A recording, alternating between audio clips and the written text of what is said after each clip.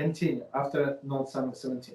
For example, when involved in business dealings or while working for a wage, he should not drink solely. He should not think solely for gathering money. 18.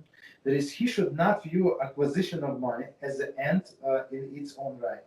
So basically, even though, of course, we have to go to work, we have to do some ishtatus for parnasa, but the main goal should be so I can do more mitzvahs. So if I have money, I can give tzedakah. I have a place to live. I can do mitzvahs. I can buy tefillin and all the other things. I can buy books. I can have free time and stuff like that.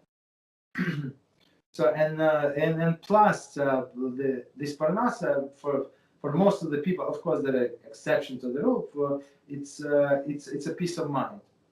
So if person has parnasa, so he can dedicate some time to learning Torah. But if he's like constantly under stress, it would be very hard for him to concentrate. So continue. Rather, he should do these things so that he will be able to obtain that which the body needs: food, drink, home, and a wife. Okay. Number 19. However, as the Rambam continues the following halacha, the maintenance of the physical well-being is also not the end of its own right. Rather, it's also the means for us for the service of God. So, okay, so we need this healthy body. Otherwise, if a person does not have healthy body, he would not be able to study. If he has this ache or that ache, he's like, I don't know, his back hurt. I had this, and I don't know, someone, so his wife, and she's not overweight. She's not. She has some kind of problem with the back for many years, so basically she cannot sit. Right. And it's hard for her to stand, so she can only lay on one side and another side. It's unbelievable, such a suffering this poor lady is going through. Right? So why did I say that? So basically, we need a healthy body to serve HaShem. Right. HaShem, take all of these things from me, please, because I want to be able to sit for many hours and learn and stuff like that.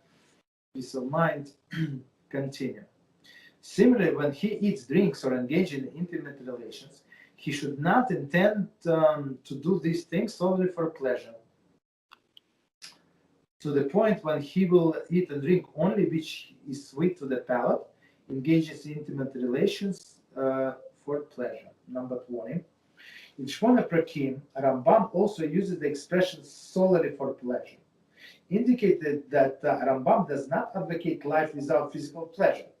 So meaning you can enjoy all of this good food relations, you can enjoy, but it should not be your primary goal. That's the message.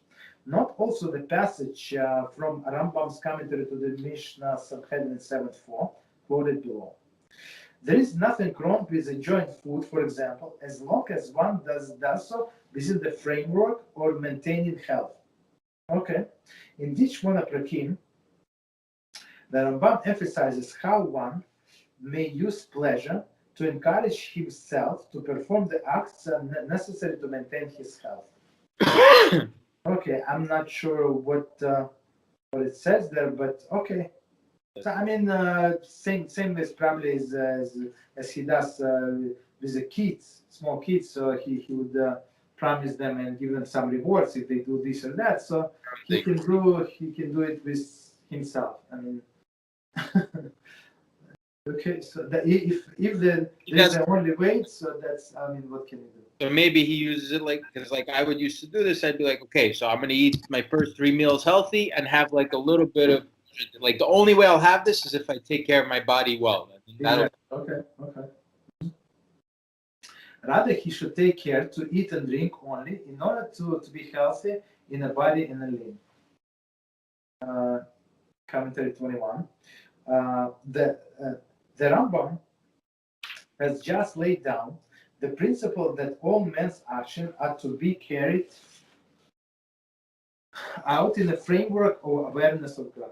Yet to exemplify this principle, he speaks not of the awareness of God, but of avoiding indulgence and maintaining one's health.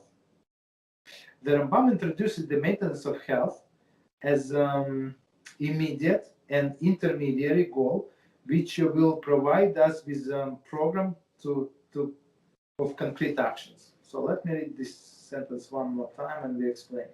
Rambam introduces the maintenance of health as an intermediate and intermediary goal, as immediate and intermediary goals, which will provide us with a program to concrete action. So immediate goal means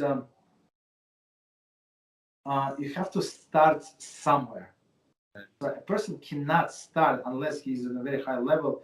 We say that I'm going to eat starting this meal in 10 minutes, 5 minutes. I'm going to eat in order to have a healthy body in service of HaShem. So that's a little too much for most of us. So he has to start. Okay, that's in order to have a healthy body. So a healthy body, so it's a hara, even is not going to fight that much. You understand? That's like everybody understand that language. So it's after certain age, people try to eat healthy or live healthy, stuff like that. Mm-hmm. So that's the grounds for that. That's the beginning point. That's where you have to begin. Later on, you advance and you say it's for